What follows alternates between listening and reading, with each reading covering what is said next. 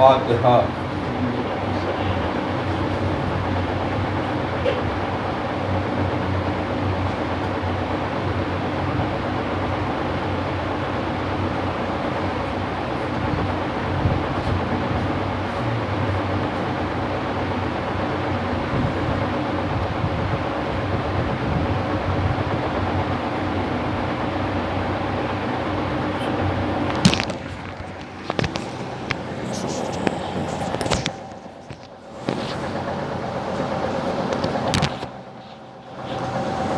لا حول ولا قوة الا باللہ العلی العظیم۔ اعوذ باللہ من الشیطان اللعین الرجیم۔ بسم اللہ الرحمن الرحیم۔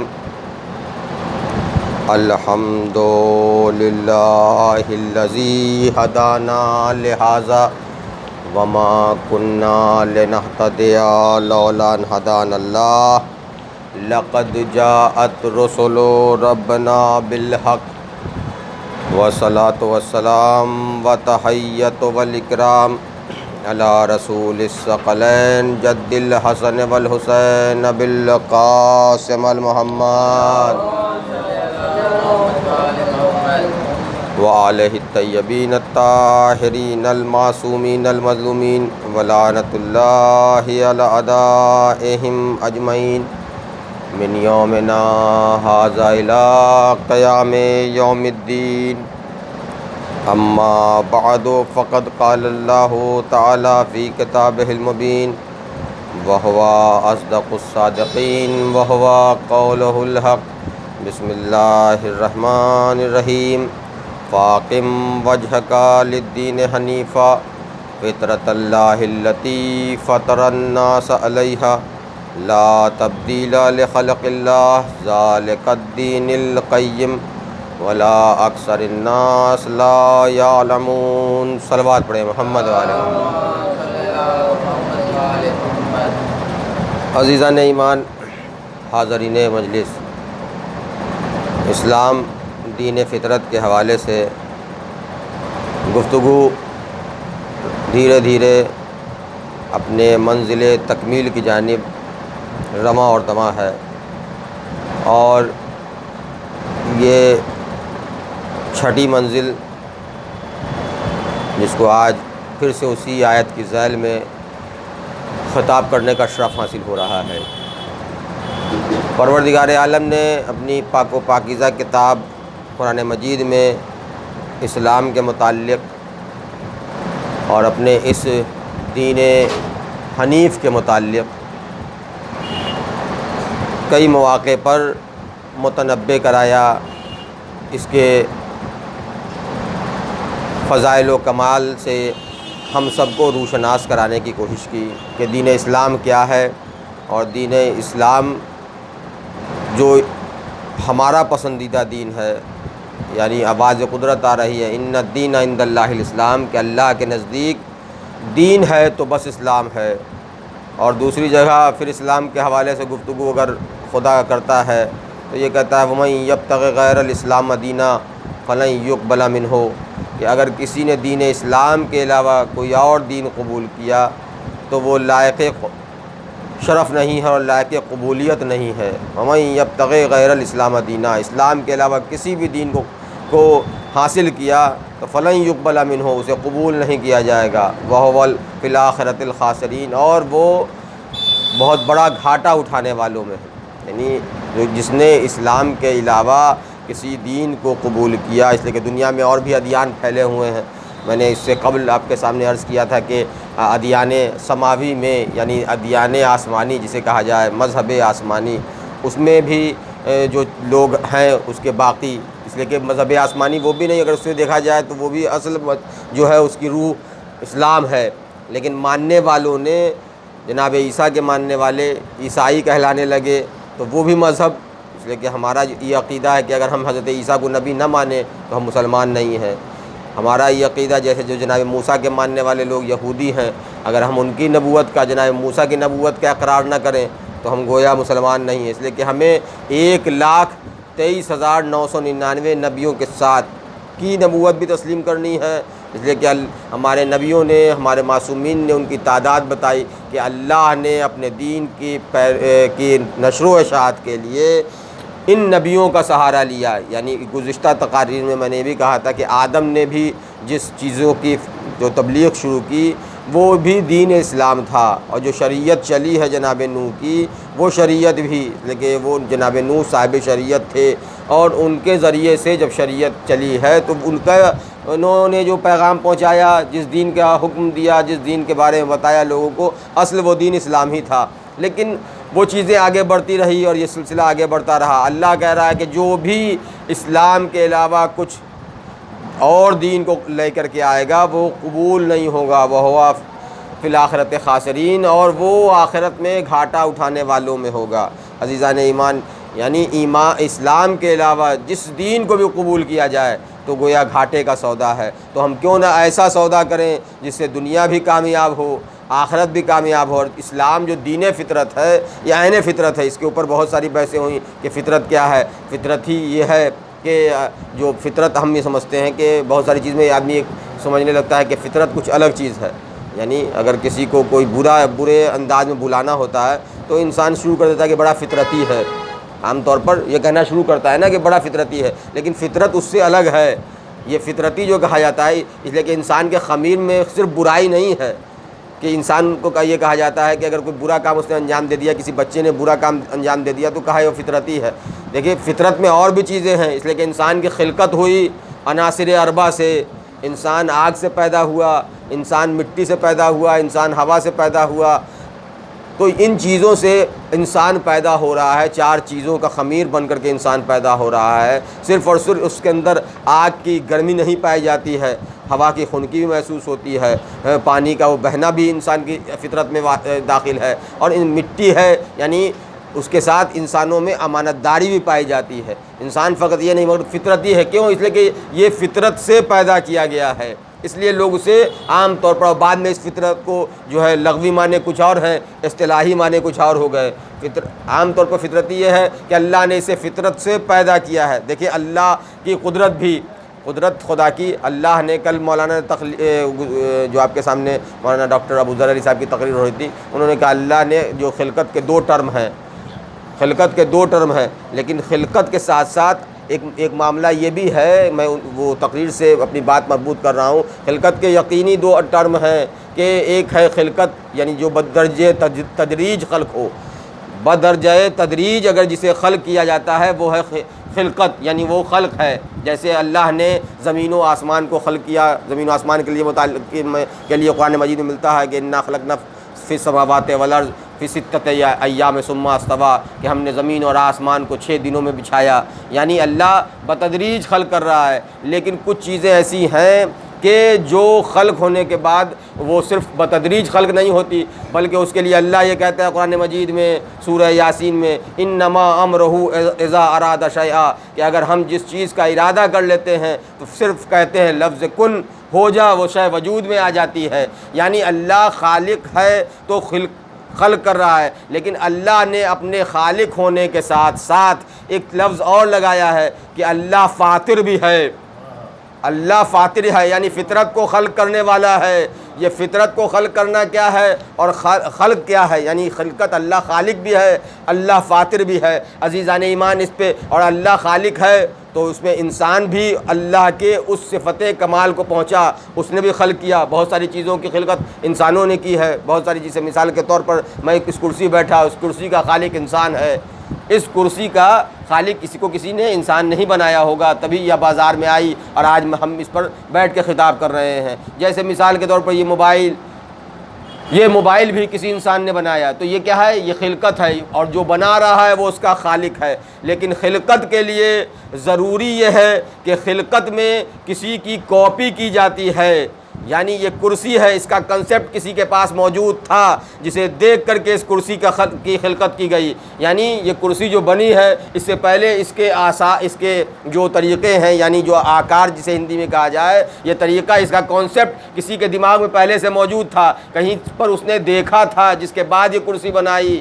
موبائل اس کا جو طریقہ ہے اس نے پہلے دیکھا ہے, اس کے بعد اس نے بنایا, یعنی ایک بیگ وجود میں نہیں آیا, یہ دھیرے دھیرے رفتہ رفتہ, اب جیسے کہیں گے موبائل تو ایک اچانک وجود میں آ گیا. دیکھیں یہ بھی الگ الگ چیز ہے کہ موبائل اچانک وجود میں نہیں آیا, بلکہ اس میں بھی جیسے جس طریقے سے پہلے کسی نے ریڈیو کا ایجاد کیا, تو ریڈیو کسی نے ایجاد کیا تو اس کے ذہن میں موجود ہے کہ ریڈیو کے ذریعے سے اپنی بات دور تک پہنچا سکتے ہیں, مائک کے ذریعے سے ہم اپنی بات دور تک پہنچا سکتے ہیں. ان تمام چیزوں کو اگر جوڑا جائے تو ایک ایسا آلہ بن سکتا ہے جو انسان کے بہت کام آ سکتا ہے. تو یہ ہے خلقت کا پروسیس, یعنی انسان خلقت, یعنی کوئی کانسیپٹ پہلے سے موجود ہے, اس کو عمل میں لایا جا رہا ہے, تو وہ ہے خلقت. لیکن فاطر اللہ نے خود کو کہا ہے, فاطر السماوات والارض بھی کہا, یعنی وہاں اس وقت آسمان کی خلقت بھی کی ہے اور آسمان کے لیے کہہ رہا فاطر السماوات والارض, یعنی ہم اللہ جو ہے وہ فاطر ہے. اور آپ دعا بھی پڑھتے ہیں نا, جب آپ دعا کرتے ہیں اس میں آپ ایک جملہ کہتے ہیں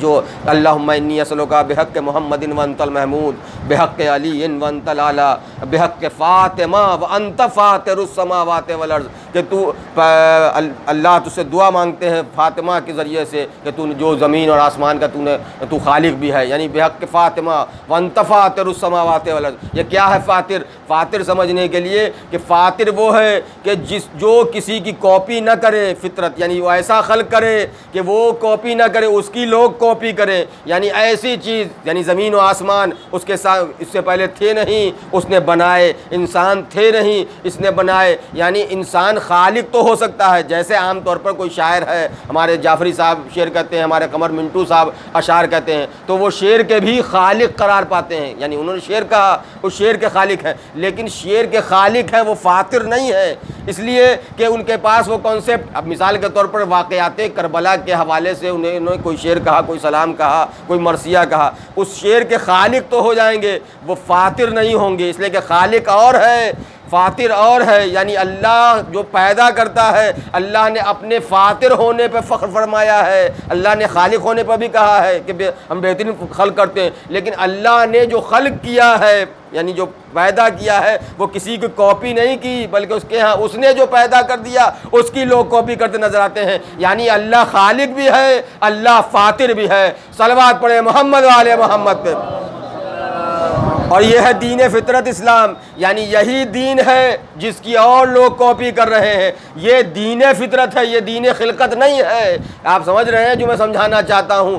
میرے لفظوں کی کمی آپ کو آپ کے اذہان بالیدہ تک پہنچ سکتی ہے اس انداز سے کہ یہ جو دین فطرت کہا گیا, یہ دین فطرت کیوں ہے؟ اس لیے کہ اس دین نے کسی ادیان کی کاپی نہیں کی, بلکہ تمام ادیان نے اس دین کی کاپی کی ہے. یعنی تمام چیزیں اسی ادیان سے لی گئی, چاہے وہ کسی اور نام سے بعد میں شامل کیا گیا, کسی اور نام سے اسی کی کاپی کرتے کرتے ان لوگوں نے اس کو اور زیادہ وسیع کر دیا, تو کچھ اور داخل کر دیا جو فطرت کے بجائے بدعت شامل ہوتا گیا. یعنی فطرت, اللہ نے فطرت رکھی تھی, لوگوں نے فطرت کے بجائے بدعتوں کو شامل کیا, تو وہ چیزیں بری ہوتی چلی گئی. تو تمام ادیان نے اسی دین کی کاپی کی ہے, اسی لیے اللہ اسے کہتا ہے یہ دین فطرت ہے. صلوات پڑھیں محمد والے محمد پہ.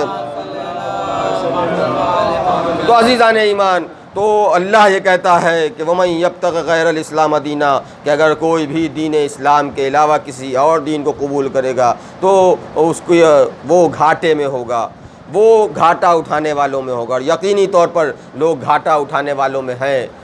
اگر جنہوں نے دین اسلام کو, اور اللہ نے قرآن مجید کے ذریعے سے پھر دوسرے مقام پر بھی کہ اب گھاٹا اٹھانے والے کون ہیں. اگر خسارے کی بات کی جائے, جو گھاٹا کون اٹھاتے ہیں, سورہ عصر میں ارشاد ہوتا ہے بسم اللہ الرحمن الرحیم والعصر ان الانسان لفی خسر, کہ قسم ہے زمانے کی, ہر انسان گھاٹے میں ہے. دیکھیں یہاں اللہ کہہ رہا ہے کہ جو دین اسلام کے علاوہ کوئی ادیان قبول کرے گا تو وہ گھاٹے میں ہوگا. دوسری جگہ ارشاد ہو رہا ہے والعصر ان الانسان لفی خسر, ہر انسان گھاٹے میں ہے مگر وہ لوگ سوائے ان لوگوں کے الا الذین آمنوا وعملوا الصالحات, جو ایمان لاتے ہیں اور عمل صالح انجام دیتے ہیں, وتواصوا بالحق, اور حق کی وصیت کرتے ہیں, وتواصوا بالصبر, اور صبر کی تلقین کرتے ہیں. عزیزان ایمان, بتا رہا ہے اللہ کہ دیکھو اگر گھاٹا نہیں اٹھانا چاہتے, اگر نقصان میں نہیں رہنا چاہتے تو دین اسلام قبول کرو. اور دین اسلام میں بھی اللہ یہ شرط لگا رہا ہے کہ فقط دین اسلام سے صرف مسلمان ہو جانے سے فائدہ نہیں ہوگا, صرف مسلمان بن جانے سے فائدہ نہیں ہوگا. اس لیے کہ مسلمان صرف زبان سے اقرار کر لینے کا نام ہے, مسلمان اگر جو دین اسلام میں داخل ہوتا ہے وہ فقط زبان سے اقرار کر لینے کا نام اسلام ہے، لیکن عزیزوں مومن ہونا اور ہوتا ہے، اس لیے کہ مومن کا درجہ اس سے بلند ہے۔ زبان سے اقرار کر لینے کا نام اسلام تو ہے، زبان سے اقرار کر لیا تو ہم مسلمان تو ہو گئے، لیکن جب تک دل میں یقین نہ ہوا ہم اب مسلمان سے مومن نہیں ہو سکتے۔ تو عزیزوں صرف اور صرف اسلام اور مسلمان ہو جانے سے، ہمیں کلمہ پڑھ کر کے اسلام قبول کر لینے کے بعد ہم گھاٹا نہ اٹھائیں، ایسا نہیں ہوگا۔ اس لیے کہ قرآن کہہ رہا ہے کہ والعصر ان الانسان لفی خسر، یہ قسم ہے زمانے کی، تمام وہ لوگ گھاٹے میں ہیں، تمام انسان گھاٹے میں ہے، صرف اور صرف وہ لوگ فائدے میں ہیں سوائے ان کے کہ جو ایمان لاتے ہیں۔ یعنی ایمان لانا اب شرط ہے، صرف زبان سے اقرار کر لینا کمال نہیں ہے، بلکہ اپنے دل میں یقین رکھنا بھی اور اپنے اعضاء و جوارح سے اس کا اظہار کرنا بھی ضروری ہے کہ ہم دین اسلام کے ماننے والے ہیں۔ اگر ہم نے اعضاء و جوارح سے اس کا اظہار نہیں کیا، صرف زبان سے، تو اس کے لیے پھر قرآن نے جملہ کہا ہے کہ یہ جو صرف زبان سے نام اسلام رٹ رہے ہیں کہ ہم اسلام لے آئے، اور اس کے لیے پیغمبر نے کہا بھی ہے، پیغمبر کے سامنے چند لوگ، چند اعرابی آتے ہیں، کہتے ہیں یا رسول اللہ کہ ہم جو ہے ایمان لے آئے، ہم ایمان لے آئے، ہم ایمان لے آئے۔ دیکھیں یہاں بھی فرق ہے، یعنی مسلمان ہونے میں اور مومن ہونے میں۔ رسول اسلام کے سامنے آ کر کے کہتا ہے یا رسول اللہ ہم ایمان لے آئے، سورہ عنکبوت کے وہ آیتیں موجود ہے کہ لوگ آئے آنے کے بعد کہتے ہیں کہ یا رسول اللہ ہم ایمان لے آئے، ہم ایمان لے آئے، تو پیغمبر نے انہیں جھڑکا ہے۔ قرآن مجید کے لفظ ہیں کہ پیغمبر نے جھڑکا، یہ کہو کہ ہم اسلام لے آئے، ابھی تو ایمان تمہارے دلوں میں داخل نہیں ہوا۔ یعنی رسول یہ بتانا چاہتے ہیں اسلام لانا اور ہے، مسلمان ہونا اور ہے، اور مومن ہونا اور ہے۔ یعنی کلمہ پڑھ کے لوگ دائرہ اسلام میں داخل تو ہو سکتے ہیں، لیکن جب تک دل میں یقین اور اعضاء و جوارح سے اظہار نہ ہو، ابھی تک تو صرف مسلمان تھے، لیکن دل میں جب یقین ہو گیا، اعضاء و جوارح سے اظہار ہو گیا، تب وہ مسلمان سے مومن بنتا ہوا نظر آتا ہے۔ صلوات پڑھیں محمد والے محمد پہ۔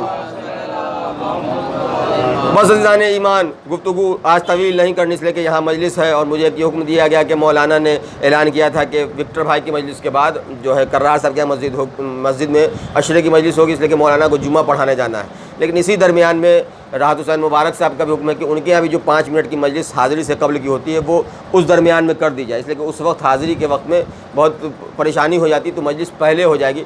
تو آپ حضرات سے گزارش ہے کہ بالکل مختصر سی ایک مجلس ان کے یہاں وکٹر بھائی کے فوراً ہوگی، اور اسی وجہ سے میں اور دوسرے جگہ کی مطلب کہ آج مجلس بھی تاخیر سے شروع ہوئی، اس لیے کہ جبکہ وقت پہ شروع ہونا چاہیے تھا، 7:30 پونے 8 میں مجلس شروع ہو جاتی تھی، لیکن آج کچھ اتفاق ہے، اس لیے کہ اب مجلسیں بڑھ رہی ہیں، لوگوں کے یہاں نظر نیاز ہے اور تیاریاں ہیں، لوگ اپنے یہاں بھی لگ جاتے ہیں، اس لیے تھوڑا سے سامعین کا یہ الگ بات ہے کہ ہم سامعین کا انتظار کرتے ہیں، لیکن جس کے لیے مجلس بپا کی جاتی ہے وہ وقت مجلس پہ حاضر ہو جاتا ہے۔ ہم سامعین کا انتظار کرتے ہیں، وہ اس لیے ضروری بھی ہے کہ سامعین کا، اس لیے کہ زیادہ لوگ آئیں گے زیادہ پیغام کربلا نشر ہوگا، لہٰذا یہ ایک اعلان تھا جو آپ کے سامنے میں نے عرض کر دیا کہ وہاں مختصر سی مجلس ہوگی، اس کے بعد پھر کرار صاحب کے یہاں فوراً ہی مجلس ہو جائے گی۔ صلوات پڑھیں گے محمد والے محمد پہ۔ بس عزیزوں کہ والعصر ان الانسان لفی خسر، کہ زمانے کی قسم کہ ہر انسان گھاٹے میں ہے، الا الذین آمنوا، سوائے ان لوگوں کے کہ جو ایمان لے آئے، وتواصوا بالحق، اور جو حق کی وصیت کرتے ہیں، وتواصوا بالصبر، اور جو صبر کی تلقین کیا کرتے ہیں۔ عزیزان ایمان، اسلام دین فطرت کے حوالے سے گفتگو ہو رہی تھی اور یہ خسارے کی بات آ گئی، تو عزیزو خسارہ بہت طرح کا ہوتا ہے۔ کبھی خسارہ انسان اٹھاتا ہے تو دولت کا اٹھاتا ہے، کبھی خسارہ عزت کا اٹھاتا ہے، مختلف طرح کے خسارے ہوتے ہیں، لیکن قرآن جس خسارے کی بات کر رہا ہے، قرآن کی نظر میں، اس لیے کہ دنیا کا خسارہ کوئی بڑا خسارہ نہیں ہے ہمارے لیے جو اسلام دین فطرت کے ماننے والے ہیں، ہم یہ دنیا کا خسارہ کوئی بڑا خسارہ نہیں ہے، لیکن دنیا میں خسارہ ہو جائے آخرت ہماری کامیاب گزرے، اور اگر دنیا میں گھاٹا اٹھانے کے بعد ہمیں آخرت کا منافع مل رہا ہے تو ہمیں آخرت کا نفع حاصل کرنا چاہیے، دنیا کے گھاٹے کی فکر نہیں کرنا چاہیے۔ لیکن جو اللہ یہ اشارہ کر رہا ہے، یہ آخرت کے کے نفع اور نقصان کی باتیں ہو رہی ہیں. الا الذین آمنوا، اس لیے کہ ایمان والوں کی نگاہ میں دنیا کوئی حیثیت نہیں رکھتی، اس لیے کہ ایمان والے وہ ہوتے ہیں جو امیر المومنین کے ماننے والے ہوتے ہیں. اور امیر المومنین کی ذات وہ ہے کہ جس نے دنیا کو 3 مرتبہ طلاق دے کے کہا تھا کہ دیکھو میں تمہیں تو طلاق دے رہا ہوں جس کے بعد پھر رجعت نہیں کی جا سکتی. یعنی جو مولا کے ماننے والے ہوں گے امیر المومنین کے، وہ دنیا کو اسی انداز سے لیں گے کہ میرا مولا. اب دیکھیں ترک دنیا کی بھی ممانعت نہیں ہے کہ جو لوگ پھر ہمارے اس گفتگو پر اور اس نقطے کے اوپر کہیں کہ آپ تو پھر روبانیت کی طرف جا رہے ہیں کہ ترک دنیا. دیکھیں میں بار بار مجلس میں کہا کرتا ہوں کہ ہمارے یہاں واضح طور پر ہے کہ نہ دین کو چھوڑ کر کے دنیا میں اس طرح سے منہمک ہو جاؤ کہ اپنی آخرت تباہ کر لو، نہ دنیا میں اس طریقے سے رہو کہ آخرت کی کوئی فکر نہ ہو، بلکہ دنیا اور آخرت کے درمیان حد اعتدال کھینچ کے چلتے رہو کہ دیکھو نہ اس سے تجاوز کرو نہ اس سے تجاوز کرو. اس لیے کہ حکم نہیں ہے کہ آپ سارا کچھ چھوڑ کر کے اپنے بال بچوں کو چھوڑ کر کے جنگل میں چلے جائیں اور اللہ یا اپنے بال بچوں کی فکر نہ کریں، بغل میں چٹائی داب لیں، ہاتھوں میں لوٹا لے کر کے صرف مسجد گھومتے رہیں. نہیں، یہ حکم اسلام نے نہیں دیا ہے، بلکہ اسلام نے کہا اپنے بچوں کے ساتھ، اس لیے کہ حلال رزق کمانا بھی بچوں کے لیے. اسے پیغمبر نے کہا یہ جہاد اکبر ہے.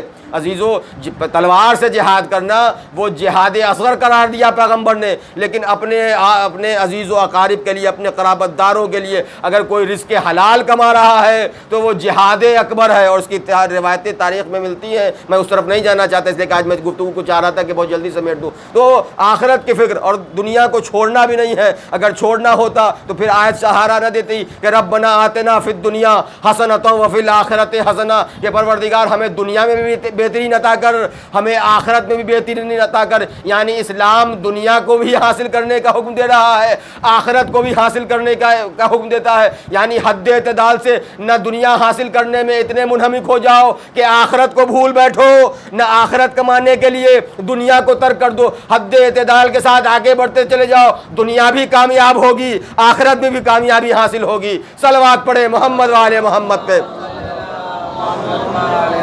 عزیزو، اور دنیا اور آخرت کو سمجھنے کا اگر بہترین ذریعہ ہے تو وہ کربلا کا میدان ہے، کہ جو کربلا کا میدان ہمیں درس دیتا ہے کہ یہاں سے دنیا بھی لوگوں نے حاصل کی، جہاں سے آخرت بھی. ایک طبقہ فقط دنیا حاصل کرنے پر آمادہ تھا اور ایک طبقے کے نظر میں آخرت تھی. ایک طبقہ صرف اور صرف دنیا کی تمام میں، دنیا کے لالچ میں، دنیا کے حرص میں اس طرح سے ملوث ہو چکا تھا کہ اسے وقت کے امام کی باتوں کا اس پر کوئی اثر نہیں ہو رہا تھا. تاریخ کہتی ہے کہ امام نے بار بار، اس لیے کہ جتنی گفتگو تاریخ میں امام حسین نے عمر سعد سے کی ہے، عمر سعد کو مخاطب کر کے جتنی گفتگو کی، اتنی گفتگو تو جناب حر سے بھی نہیں ہوئی، اتنی گفتگو جناب زہیر بن قین سے بھی نہیں ہوئی، اتنی گفتگو تو جناب وہب کی والدہ سے بھی نہیں ہوئی. آپ غور کریں، عمر سعد سے اگر زیادہ باتیں کر لینا کسی سے کمال ہوتا اور وہ کامیابی کی دلیل ہوتا تو عمر سعد کامیاب ہوتا. نعوذ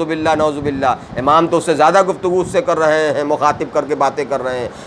جناب حر سے تو کم گفتگو ہوئی، ایک مرتبہ راستہ روکا، صرف نفس کو جھجوڑ دیا کہ حر تیری ماں تیرے ماتم میں بیٹھے، اور اس کے بعد جناب زہیر بن قین سے کچھ لمحوں کے لیے گفتگو کی ہے. لیکن کیا تبدیلی آئی؟ اس لیے کہ ان کی نگاہ میں دنیا تھی لیکن اس کے ساتھ آخرت بھی تھی، اور نگاہوں نے ایسا کمال کیا، حسین کی اس نگاہ نے ایسا کمال کیا کہ ایسا تغیر اور ایسا تبدل ان کے اندر آیا کہ یہ اپنے آپ کو تبدیل کر کے دنیا چھوڑ کر کے آخرت کی طرف چلے آئے. عزیزو، یہ ہے کربلا کی کامیابی اور کربلا کا پیغام دنیا پہچانے. بس عزیزان ایمان، زیادہ طویل مجھے نہیں جانا کہ میں بات کو مربوط کرنے کے لیے زیادہ الفاظ کا سہارا لوں، لہٰذا آج گفتگو کو بالکل مربوط کرتے ہوئے کہ 6 محرم ہے، اور یہ 6 محرم خاص طور سے جو تذکرہ ہمارے یہاں کیا جاتا ہے، اس فرش عزا پہ جو تذکرہ ہوتا ہے وہ جناب حضرت علی اکبر کا تذکرہ ہوتا ہے. یہ علی اکبر کون ہیں؟ جو رفتار میں، جو گفتار میں، جو سیرت میں، جو صورت میں پیغمبر سے مشابہ ہے.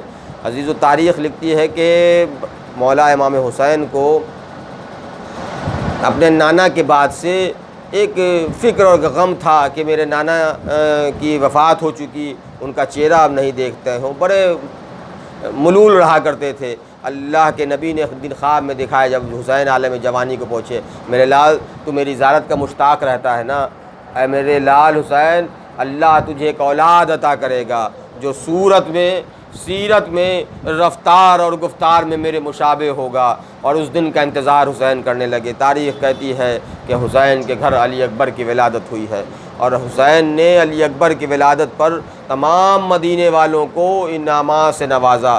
جو آتا تھا تہنیت دینے کے لیے، حسین اسے کچھ نہ کچھ تحفے دیا کرتے تھے۔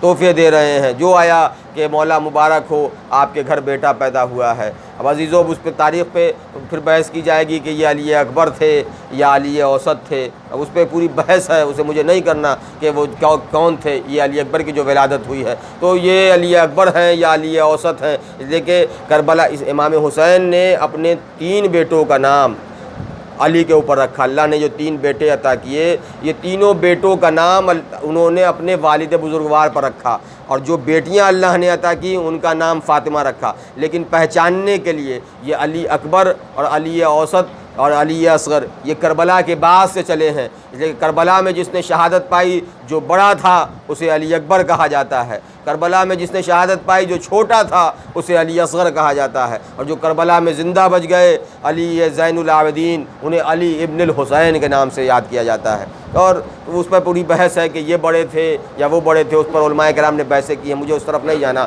لیکن جب علی اکبر کی ولادت ہوئی ہے، یعنی جو کربلا کے میدان میں شہید ہوئے، تاریخ کہتی ہے کہ جو بھی تہنیت کے لیے، مبارکباد کے لیے آتا تھا، حسین اس کو تحفے سے نوازتے تھے، تحفے دیا کرتے تھے۔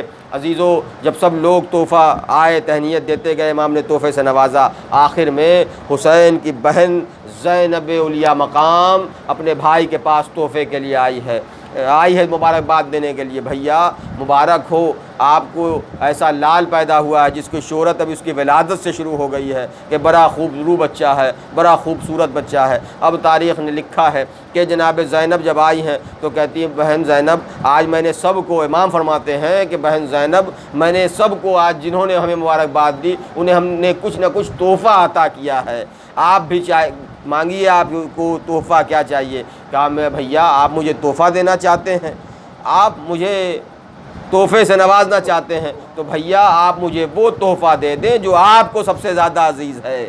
عزیزو، آپ کو سب سے زیادہ عزیز ہے۔ عالمہ غیر معلمہ کا بھائی تھا نا، خود امام وقت تھا۔ عالمہ غیر معلمہ کا جملہ بھی ایسا تھا، سمجھنے والے نے بھی سمجھ بھی لیا کہ زینب کیا کہنا چاہتی ہے۔ اب تاریخ نے لکھا زینب کو لیے ہوئے امام علی اکبر کے اس گہوارے تک آئے ہیں، جہاں علی اکبر گہوارے میں آرام کر رہے ہیں، لیلا ایک طرف بیٹھی ہیں۔ امام نے لیلا کے چہرے کو دیکھا، علی اکبر کے چہرے کو غور سے دیکھا، ابھی کچھ کہنا بن نہیں پڑ رہا کہ لیلا سے کیا کہیں۔ لیلا نے کہا فرزند زہرا، آپ کچھ کہنا چاہتے ہیں مگر کچھ کہہ نہیں پا رہے ہیں۔ کہا ہاں اے بی بی، آج زینب نے کچھ سوال کیا ہے، اس لیے کہ آج جو علی اکبر کی ولادت ہوئی ہے، میں نے تمام مدینے والوں کو جس نے تہنیت دی، جس نے مبارکباد دی، اسے کچھ نہ کچھ تحفے سے نوازا ہے، مگر زینب آئی ہے تو کہتی ہے بھیا اپنا سب سے عزیز ترین شے مجھے دے دیجئے، جو آپ کو سب سے زیادہ پیارا ہو اسے آپ مجھے نواز دیجئے۔ اور اے ام لیلا، علی اکبر سے زیادہ بھی کون پیارا ہے جو حسین کے پاس موجود ہے؟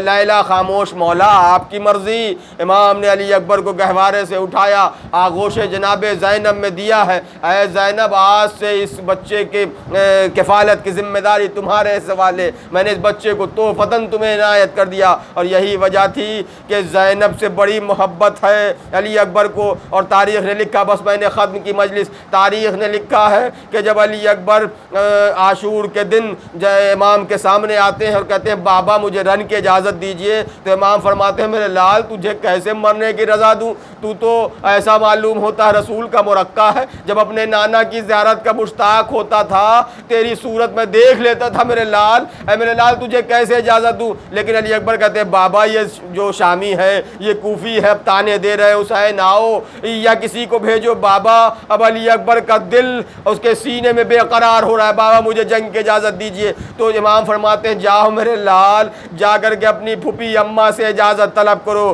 تاریخ کہتی ہے بس گفتگو میں نے تمام کر دی، جناب علی اکبر خیمہ عصمت و طہارت میں داخل ہوئے ہیں۔ جناب زینب کو آواز دیتے ہیں پھوپھی اماں کہاں ہے؟ جناب زینب سمجھ گئی آج علی اکبر کچھ مانگنے کے لیے آئے ہیں، آج علی علی اکبر کوئی فرمائش کرنا چاہتے ہیں. جناب زینب کا دل دھڑک رہا ہے. زینب سوچتی کہ شاید میرا جوان کہیں پانی کی فرمائش نہ کر دے.